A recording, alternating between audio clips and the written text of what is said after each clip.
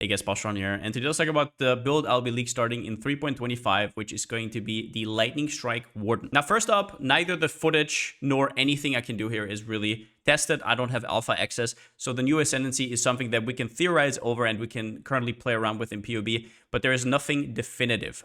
In fact, not even all the questions have been answered, and I'm going to go over that in a section at the start. But needless to say, if you're either a new player or a returning player that is kind of out of touch, I would definitely recommend play something safer. You also see a ton of other creators make similar builds. What I'll say about that in terms of economy, I wouldn't really worry too much, or at least I'm not worried too much. The versions I have don't really have anything specific in terms of uniques or anything that could get inflated by the market. Most of the things are going to be expensive anyways because melee or attack-based builds are just back. But in general, I would always scout all different versions of builds and then kind of come to your own conclusions. With that said, yeah, so Lightning Strike got buffed quite a bit this patch. It got more than double the damage effectiveness. It did get stripped of its flat damage. I would say in endgame, that means around about 80 to 90% more damage. And we're playing the new Ascendancy. This Ascendancy is all about ailments, tinctures, and it has a little bit of a defensive component as well. We're going to talk about that in a bit. In general, why do people like Lightning Strike? It's a very fun, vanilla-ish skill that has a melee component, a projectile component. It looks cool, has decent clear, decent DPS. It is just an all-rounder package. And Lightning Strike just fits neatly into this package that it offers with, first up, Oath of Spring needing a lot of hits to actually be effective. And Oath of Winter, which if you hit a lot, will give you quite a bit more freezes than on basically any other Ascendancy. And you have an absolutely crazy damage steroid at the end with Avatar of the Wild, which you can have up whenever you need it against single target or harder encounters. For personal experience, having played Lightning Strike for, I think, 4 times at this point, it's just an extremely fun skill that I very much like. But if you're interested in just Warden, I will also give you a few alternatives in a bit. Now, first up, to knock the disclaimer out of the park, once again, this is an untested build. I don't really know how this is going to perform. If you want something safer, you can also try different Ascendancies. I'm going to talk about that later in the Ascendancy section.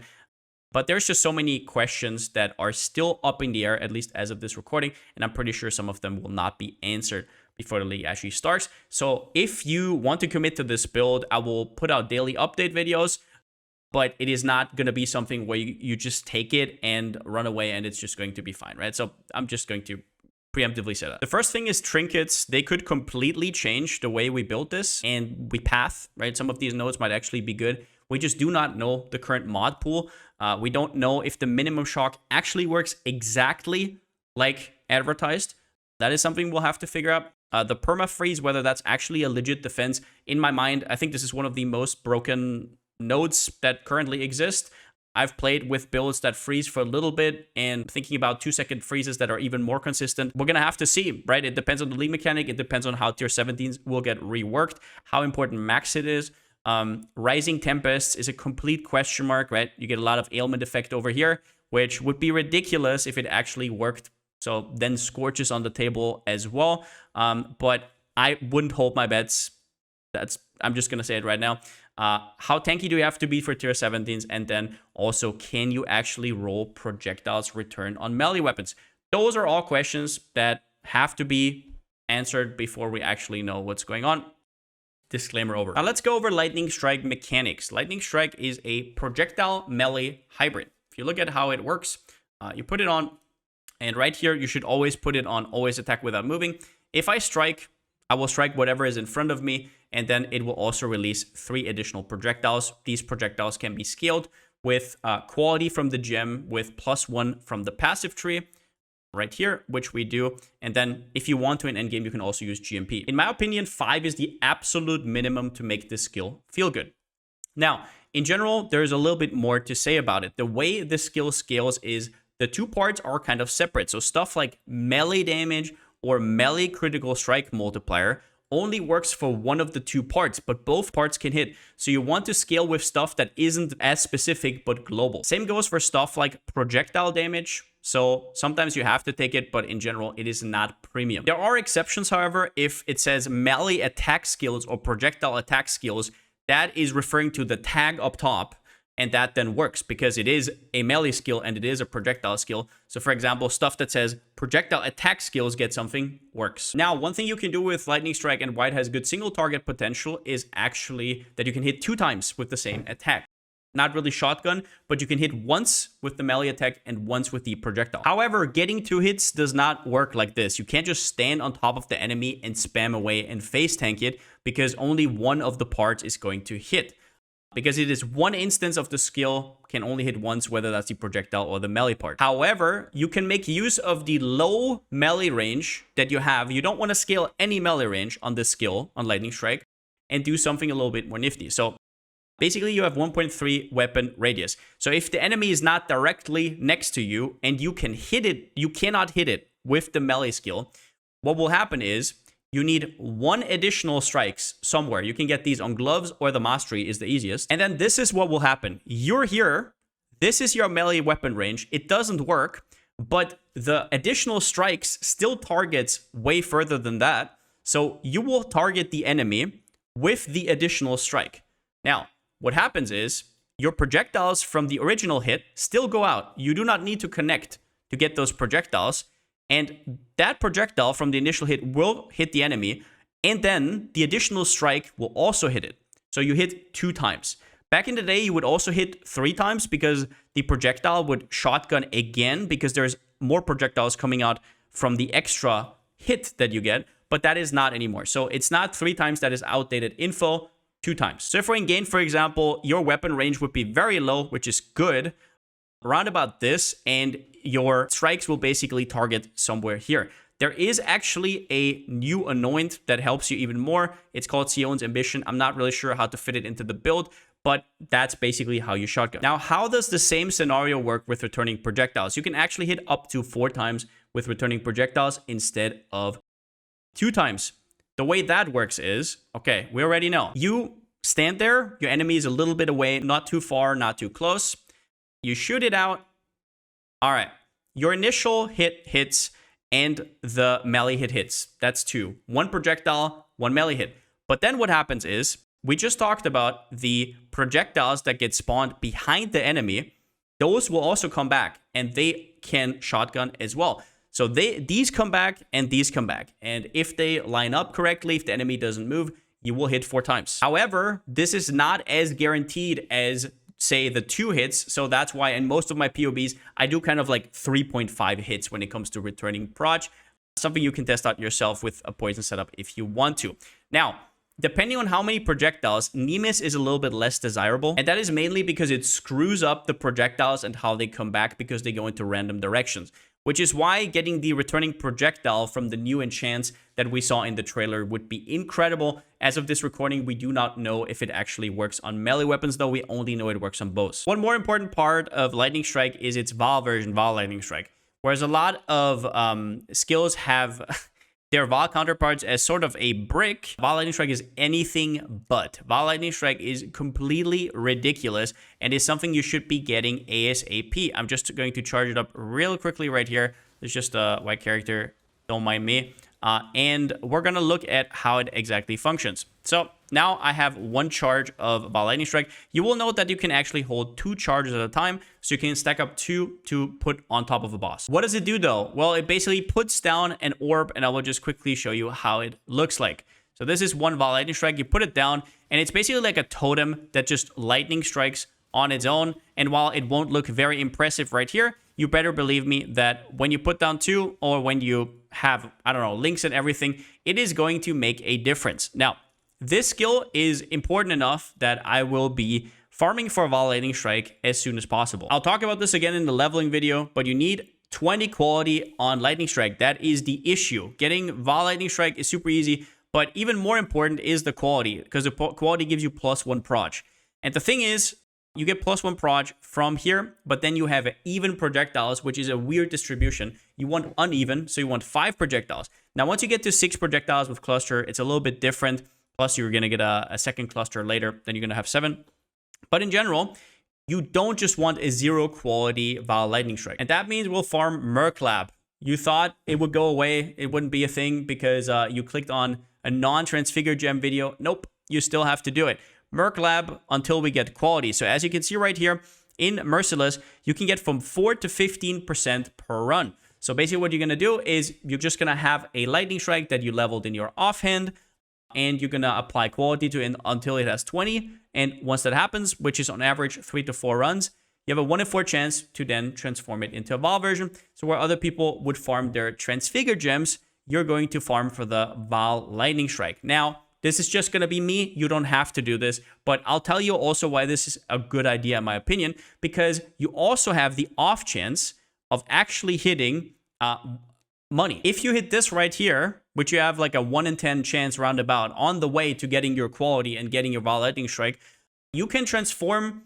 a gem for somebody else and sell it. So whatever the latest meta skill is that people want the Transfigured version of, whether it's Ice Nova, whatever flavor of the month, if you have one in your inventory, which you should have before, and you hit this, you're in the money. And money means you can buy GCPs, quality, and corrupt again, or you can just move on, whatever you want. I'm just telling you right now, Vaal Lightning Strike is a big deal in terms of quality of life and in terms of feel for the build. Now let's talk about Lightning Strike of Arcane, which is the Transfigured version of Lightning Strike. I wanted to include it so you don't accidentally go for this too early. It has no extra projectiles, but instead of needing Pierce, it already has inbuilt chains, which clear-wise is absolutely incredible. This is a skill that you definitely want to make work. However, on the start, I think it's just an absolute no-go. Because of the no extra projectiles, you will need GMP. The only way to maybe make this work even earlier would be if you were something like a Deadeye. But even then, you're very reliant on your cluster jewels that give you +1 proj. So personally, I cannot really recommend it. Also, do note that the +1 proj from the quality is also gone for extra chains. It does also come with less damage, and returning proj is a lot different with it, a lot weirder. But you do have, for endgame, to be fair, you do for endgame have a very interesting scaling method, which revolves around medium clusters with follow-through. Projectiles deal increased damage with hits and ailments for each remaining chain. You have a lot of remaining chains if you hit a single target, so this can give you up to like 150% increased damage for one node. This could be something I'm looking into for endgame, but until I have enough damage to actually make that work, until I know if returning proj is actually going to be on weapon or not, I will make the decision after. If you accidentally get this Transfigured gem, I would personally sell it for now. You can try it out, you can test it. If you have enough damage, maybe make it work. It is glorious to play with, but for most people, I would stay away, at least at the start. In terms of alternative skills, I would call out 2 here. First up, Molten Strike, especially of Zenith. It has ridiculous damage. As you guys know, this is Molten Strike. But one of the downsides is you actually have to connect with an enemy to get your ball. So if I'm just going here, nothing will happen. So it is a very melee experience. I would definitely recommend you to look inwards if Warden is actually the right place for this, because you're going to have some defense because you're going to be face tanking stuff. It has better damage than Lightning Strike though, but arguably a lot worse. Clear. Frostblades of Catabasis or Frostblades. This is basically how it looks like. It is also a strike skill with a projectile component. Has less shotgunning potential unless you have returning projectile. So it is considered, I guess, better clear, which really depends on how you built Lightning Strike. But most people prefer this when it comes to clearing, or a lot of people prefer this. But the lower damage can definitely turn some people off. It is an incredibly strong skill, and especially Frostblades of Catabasis is something that isn't really explored too much right now. Both of these, I think, are probably better on either Slayer or Jug, simply because they are more melee and they need a little bit more structured defenses. Now, quickly talk about Trinity. This is actually a lot easier than you might think.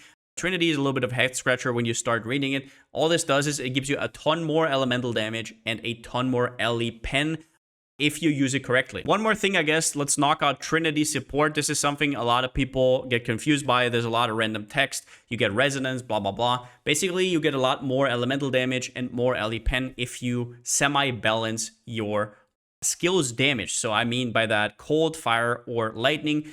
Basically, what you have to have in one single hit, you want different types of damage to be the highest. And you only need 2 elements for that. Usually people take lightning because it has a very high damage range. So it could be at one point the highest and then at one point the lowest. It's a lot easier to balance basically. So you can see right here, for example, right now I have 70 to 127 cold damage and 67 to 220 lightning damage. Pretty easy. Now what we're going to have on the top, you will see resonance build up. And all you need is for all of these to be filled. All of these free need to be filled. If that is not the case, then you are doing something wrong. If it only shows 2 bars, very bad. It needs to be 3 bars. Otherwise, bad. Lightning cool because shock freeze, especially on this build with Warden.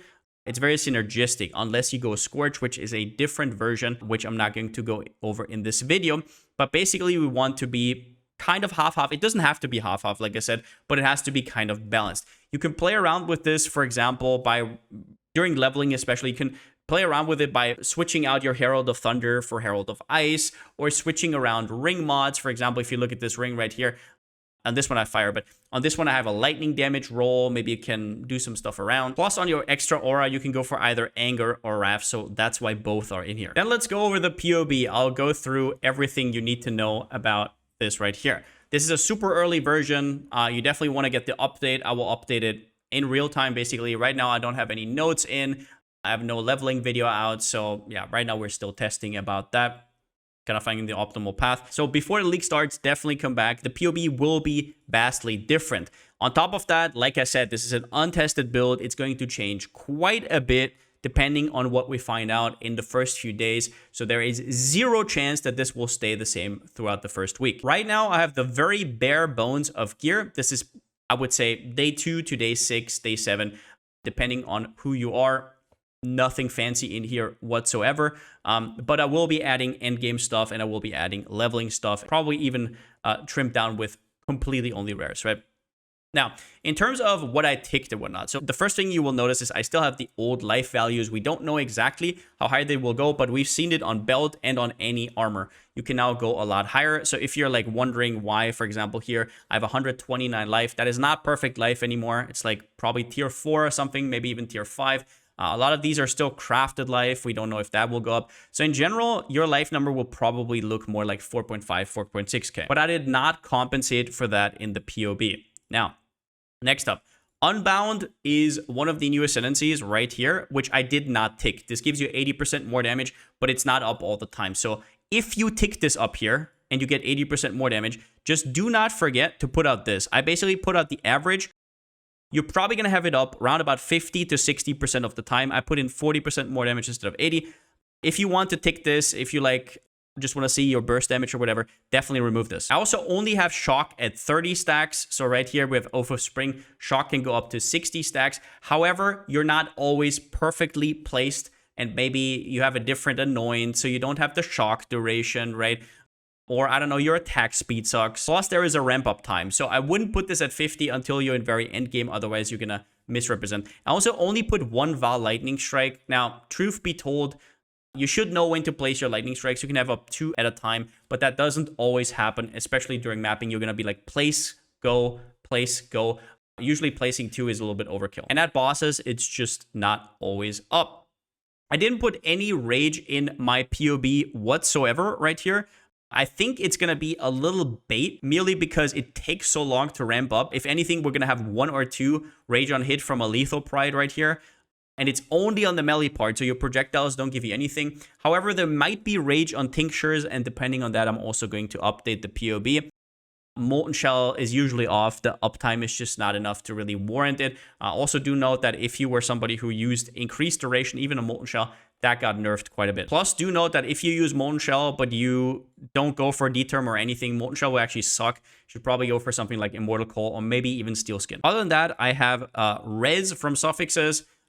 These items are basically suffixes open, so you can adjust whatever you want. I did put in attributes, and I did put in 1 accuracy roll right here. Yeah, so those are taken. You have, I think, 17 or so suffixes to fill. So in general, this will be that. We also do take Alira.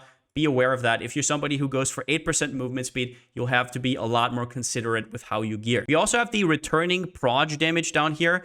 A lot of people put this at 39% more damage because that's what's kind of left of the returning proj. However, it will not always actually connect the 4th hit. So that's why I put in, this is basically simulating 3.5 hits on average with the returning projectile being reduced. If you want to increase this, you can obviously do. And then let's go over defenses.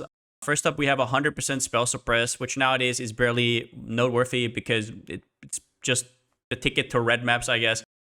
Not much to say there. We have 20 to 30k evasion and armor. Now, I see a lot of versions that forego armor, which I semi-agree with. However, I think that because Perseverance exists and it's such a easy to get belt early, it's actually not a lot of opportunity cost to slam a little bit of armor into your build, especially because armor also works quite well with bark skin, which we're going to go over in a little bit. Now, a lot of people will use lightning coil, but I want to remind you of two things.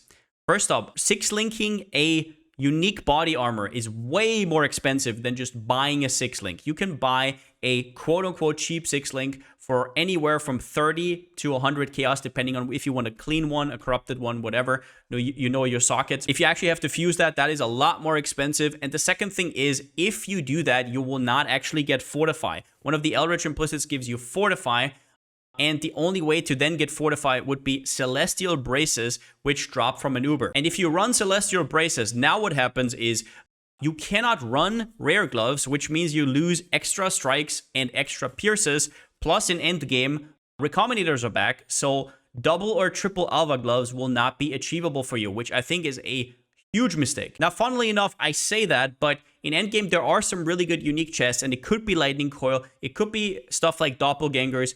However, do note that then you would actually have to cut Fortify because you're not going to have Perseverance anymore at that point. So yes, we do have Fortify, but not as early as, for example, melee builds, because you actually need to get it on your Eldritch Implicit. And even then, it's not going to be always up. Just do note that. And Fortify support is not very good on this build.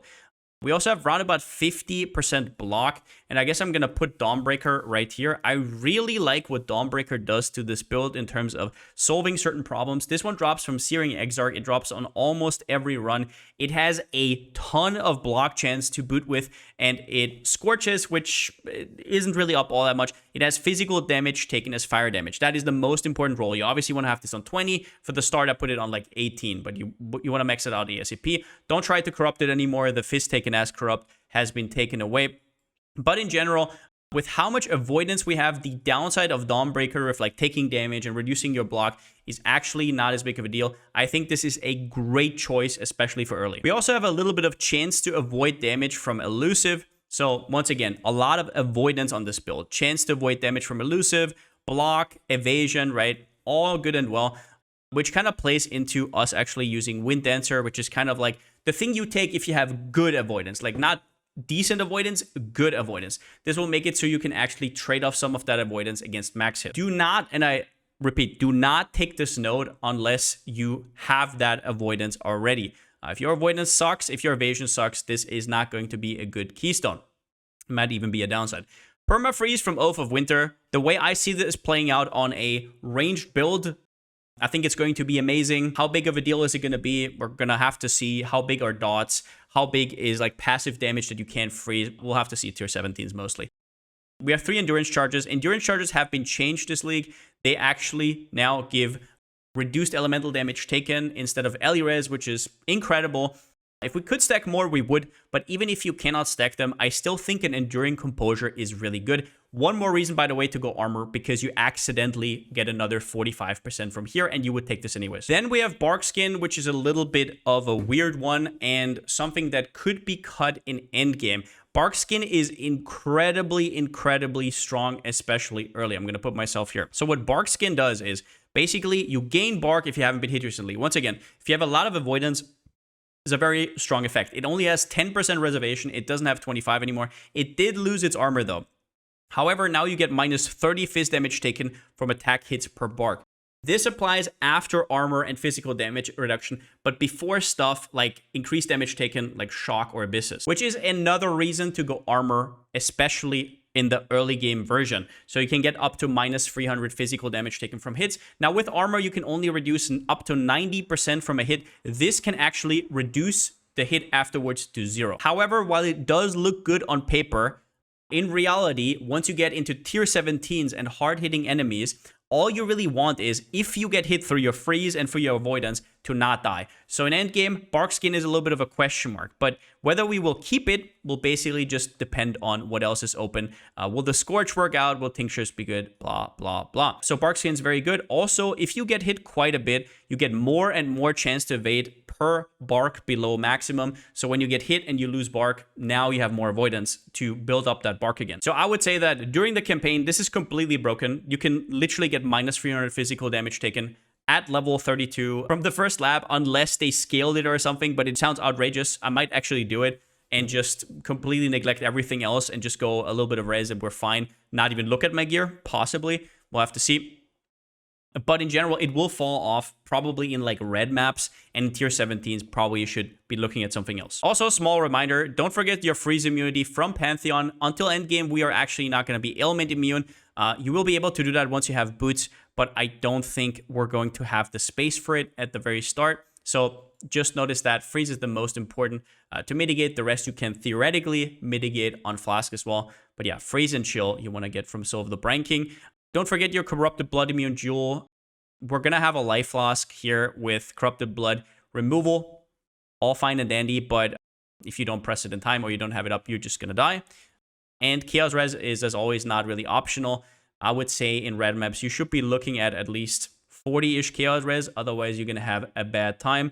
Easy ways to get it, as always, Amethyst rings.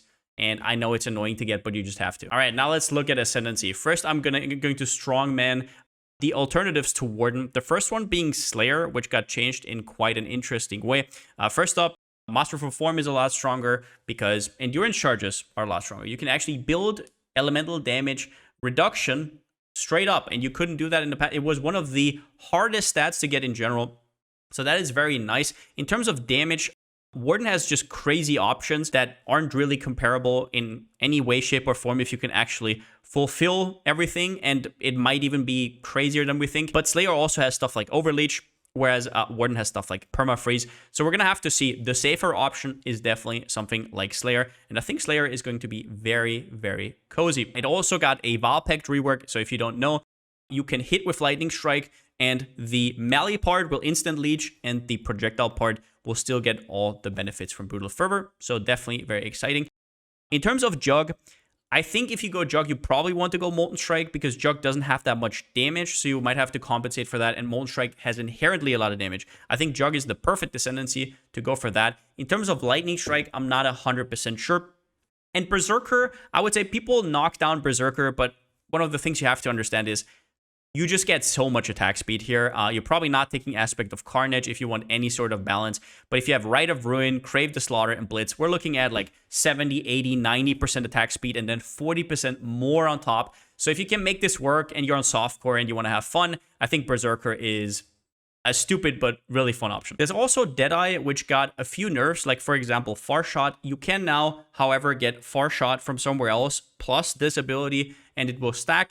But we'll see if that's even worth it. You get additional projectiles, which can help a lot for clear.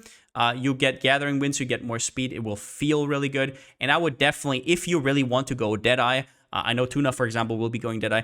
I would probably experiment somehow with Wind Ward because 4% less damage taken per Gale Force. You can get up to 40% damage reduction. If you can make this work, it just got buffed. It is ridiculous. But let's look at Warden. So the first thing we have to talk about is Oath of Spring, which could be potentially, if it works like we think it works, one of the strongest ascendancies in the game.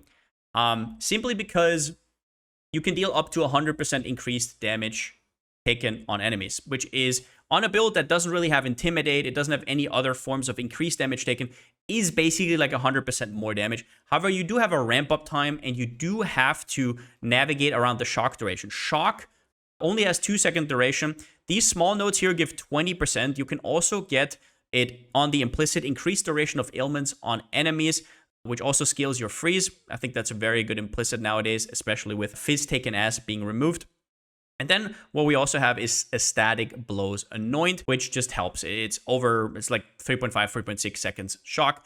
You will have to get multi-strike and attack speed in order to make this really work, which you should have anyways. You should have a lot of attack speed to make the build feel good because there is no in-build attack speed like there would be on a Deadeye. Next, we have Oath of Winter, which the way this works is usually every hit that doesn't hit for enough damage to, with the formula, freeze the enemy for 0.3 seconds, which is the minimum freeze duration. All of these hits will get discarded.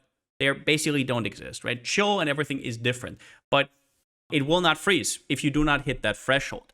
So that means that freeze for builds that have a lot of hits is something to aspire to in endgame maybe at some point, but you're not really going to hit it. You can maybe cheese it with something.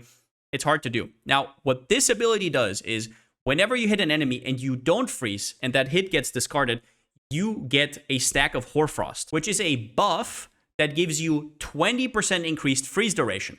And freeze duration makes it more likely that the hit afterwards is going to freeze. And if that doesn't freeze, you get another Hoarfrost, and so on until you freeze. So if you hit a lot, what's going to happen is you basically have ramping freeze until it happens. Now, so once you get to 0.3 seconds and you actually realize a freeze, now we get to the first line, which says enemies you freeze remain frozen for at least 2 seconds. That sets the 0.3 to 2 seconds. 0.3 and 2 second freezes are a monumental difference. And in theory, that should be a huge defensive layer. It's not going to help you against one-shots, but a lot of the mobs that will be in maps, at least if it works like intended, will just not exist. They, for the purpose of you, will just not exist on most ranged builds. When it comes to pinnacle bosses, though, they cannot be strictly frozen, so they don't just stay in place. But they used to just get 30% reduced action speed. Now they get 50% reduced action speed. So imagine a lot of these harder fights, but your enemy is half as fast. That will definitely make it a lot easier. I consider these two to be the absolute premium nodes of this Ascendancy and something you want to take as soon as possible. Although do note that Oath of Spring requires you to hit a lot, so maybe not during campaign, depending on what you level with. Then we have Avatar of the Wilds. Now you get a skill that's called Unbound Avatar. You can only activate that skill if you have 100 of a stack called Unbound Fury. So you ramp up to basically use this skill. And when you use the skill for a certain time frame, you get 80% more elemental damage. And that is over a 10-second period. This is the biggest damage buff you will see on any Ascendancy. It is ridiculous, but it is not up all the time. So the way you ramp up is by applying elemental ailments. However, gaining a charge has a 0.2 second cooldown, but only for each ailment. So the more different ailments you apply, the more you can recover every 0.2 seconds. So on a well set up build, it will take you around about 7 to 10 seconds to get back your charges. And then you have a 10-second, basically huge buff to get 80% more damage. So if you time your damage window as well, this is going to be, I mean, just ridiculous. Just do note that there is a downside, which is you can't just go into the boss arena and have it immediately. So this is more something you want to use either for pinnacle boss fights or, for example, for an expedition or a legion on the way to the map boss. And then at the end, we have Mother's Teaching, which gives you Bark Skin. I already talked about this in the defensive section, but Bark Skin gives you decent defenses. It got nerfed. It doesn't have the armor anymore, but it has more minus physical damage taken, and it only reserves 10% instead of 25% now. This, I think, works very well early with armor. I think this is great during, I mean, it's insane during campaign. Great during white and yellow maps. Falls off quite a bit in red maps, but seeing that we don't really know what trinkets do and us not having the best fizz hit, I think it's a nice thing to just chunk in there. It's 10% reservation. I don't think it hurts anybody. But this is definitely the most replaceable one. Then let's talk about items. On Claw, what you want is these mods right here. Most likely the way you're going to craft this is maybe you get a semi-decent attack speed fracture or a crit fracture or, I don't know, cold damage fracture. This is, I think, a tier 2 cold and a shrieking essence. I'm not sure it's actually worth going for deafening early because you also want to hit the second damage part. Cold and lightning are the premium ones, but that doesn't mean that you can't have fire as well. You just need to kind of figure out your Trinity and need to be able to freeze enough and shock enough. Tons of flat damage, though, is definitely the most important thing. Imperial Claw base, very strong. Gemini, okay. Dawnbreaker, huge. This drops from normal Searing Exarch. Should be on the market pretty soon. Most important role is the phase damage taken as and the chance to block. Not much to say there. It's just very nice early defense. Might even be something that gets into endgame. We'll have to see. In terms of Helmet, very, very strong here is the reduced mana cost of attacks. They did just increase a lot of attack skills mana cost, so that might be something you have to play around a little bit with. Increased duration of ailments helps with shocks, helps with freezes. You need one accuracy roll. It doesn't matter where. I'll have a life roll on here. You will see that I put armor and evasion on basically all my gear, and that has a reason, because with the new quality, getting those is actually a lot more desirable. You cannot get away with just using whatever anymore and just get carried by determined grace. It's a little bit more important because those got nerfed relatively to the base items, and also apply quality ASAP. If you didn't hear already, quality multiplies all your armor and evasion now. Other than that, body armor, chance to fortify is huge. So if you can get that, even if it's just 6 to 7% on a tier 1, very strong. If you can get a chance to block attacks, it's not necessary. I just threw anything on here. The best would probably be some kind of aura effect. Up to you. We're going to talk about that in the endgame section. What's like best in slot or whatever. On gloves, very strong additional strikes will increase your clear speed by quite a bit. Additional pierce is a little bit of an afterthought. I would definitely go for it, but we do already have 3 pierces from here. The more the merrier though. This is especially important if you farm something like Simus or Delhi or anything like that. Having more pierces is definitely important, but don't break the bank for it. Attack speed roll, super important, and then just life, evasion, and all the res you need. On the boots, I love to go for early movement speed boots that are only 25%, especially if I'm going to use whirling blades. It's not going to be as important anyways. We have the new looting radius and all of that. It's going to feel great. 25% movement speed boots are usually way cheaper than 30s, so definitely look out for those as well. Don't discard them. When it comes to Ami, I think static blows is huge, especially early, because it increases your shock duration, and you're not going to have the attack speed to really be able to competitively apply all your 50 shocks. I got the amulet or anything that gives you a strength and int. It is very rough on strength and int on this build because we're very much on the right side only.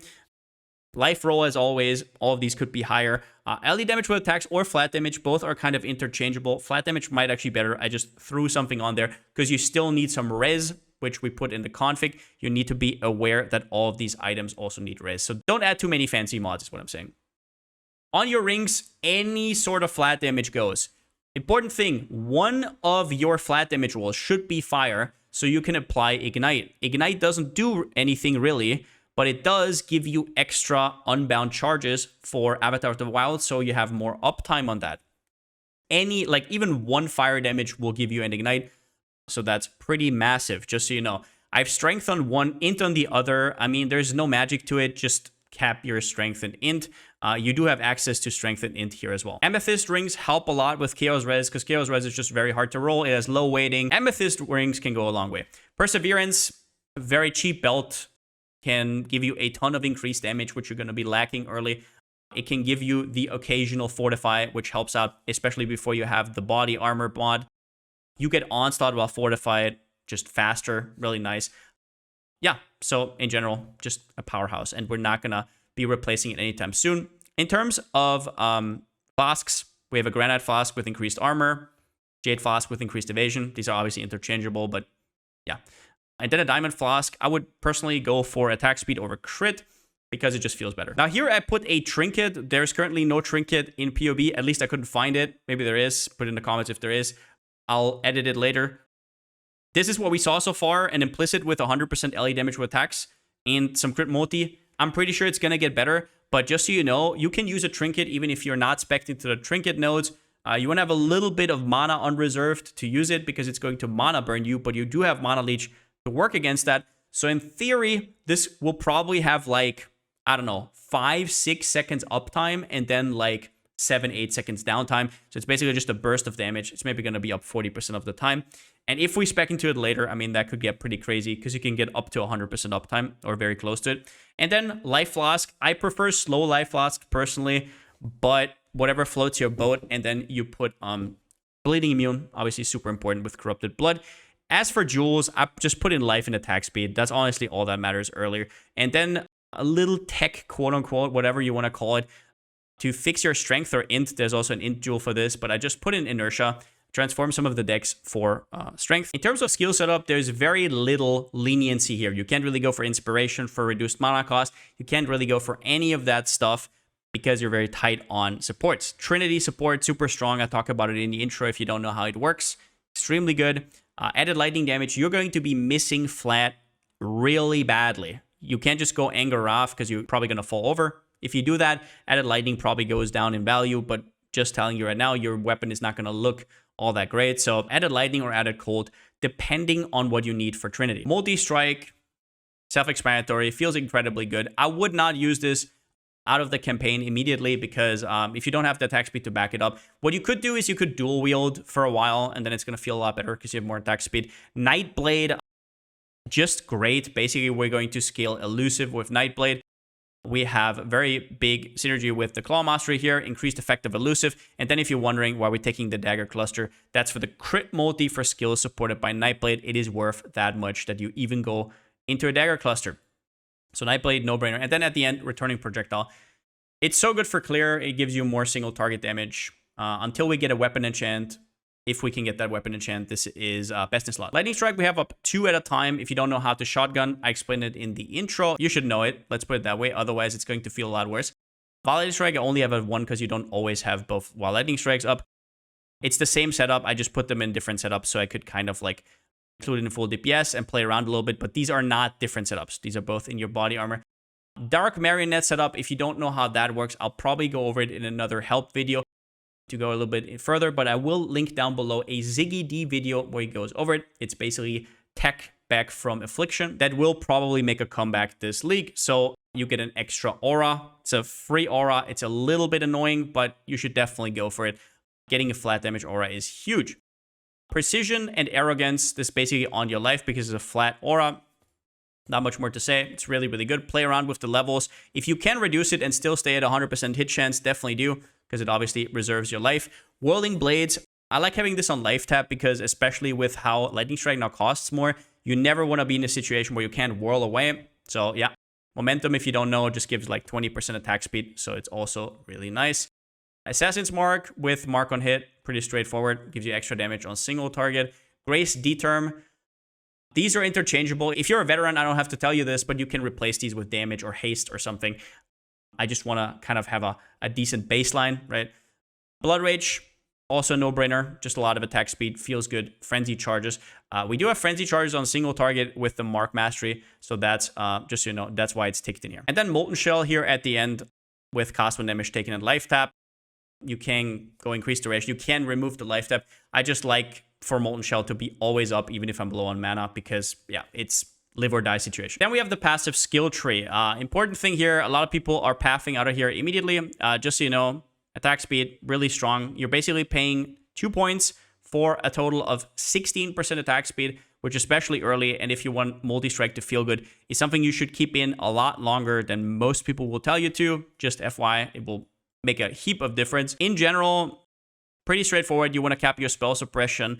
I guess important to note, if your gearing doesn't allow it, you can definitely take these 2 nodes right here. It's a very efficient 17% spell suppress. So for example, if I didn't have any spell suppress on my body armor right here, I would still be capped exactly with that. You can also go for lucky early, as always. Now we do have a new cluster down here, which is going to be a no-brainer for a lot of builds, which is this right here. Cornered Prey, it gives you a ton of crit chance against bleeding enemies, and the nodes leading up to it also give you crit chance and chance to bleed. If you have a build that hits a lot of times, this is just incredibly efficient, especially because you also get 80% from the bleeding mastery right here. This also sets Yoke of Suffering for later, because you don't really have a strength node here to get a bleed tattoo for Yoke of Suffering. You do have a chance to poison tattoo on this int node right here. Just all around incredible, incredible thing right here. Just do note that if you are conversion, you only want to convert 99% of your damage, because otherwise, if you deal 0 fizz, you cannot bleed. Then we have a new addition right here, which is Thrill of Battle, reduced mana cost of attacks. So what they basically did is they increased the mana cost of attacks across the board, and now you just have to take this, which is a little bit annoying, but it is a mana mastery, so now we get to pick 12% mana reservation for free for a point, which is quite efficient. There is also a new mana reservation cluster here. If you want to take it, it's here, but in general, I think you should avoid it. It's a lot of points. Points are very important, especially because later you probably want to go over there and grab a second cluster jewel. Talking about cluster jewels, you want a cluster jewel with 2 notables. The first one is Wind Up, which gives you power charges. And the second one is Fan of Blades, which gives you an additional projectile. The third one is not that important. March of Prize is the best, but do not break your bank just to get exactly this cluster jewel. It's not that important. These 2 nodes are super, super important.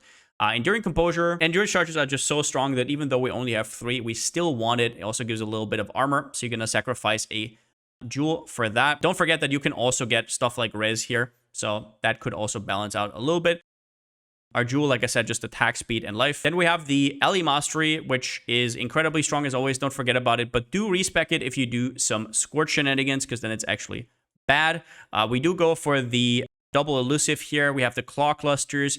We get the increased effect of elusive, and with Nightclaw, we want to scale as much as possible because we actually get it. This gives you a chance to avoid damage from hits, and it gives you crit multi if you take the Dagger Mastery, in case you're wondering why we take a Dagger Mastery, just for the elusive. The movement speed along the way still works, so that's pretty cool, and the elusive effect right here. As for leveling, I'm currently still testing this, so there's going to be a separate video out, and I'm going to also update the POB once I have it. It's going to be down here in the original one. It's not going to be out right now, but in the future. I'm probably just going to level very similar to how Havoc usually does his runs with Rain of Arrows, with a few caveats.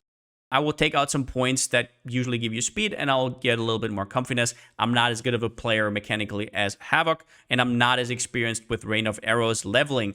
But Rain of Arrows is incredible. You go Galvanic Arrow early. You grab a Shrapnel Ballista.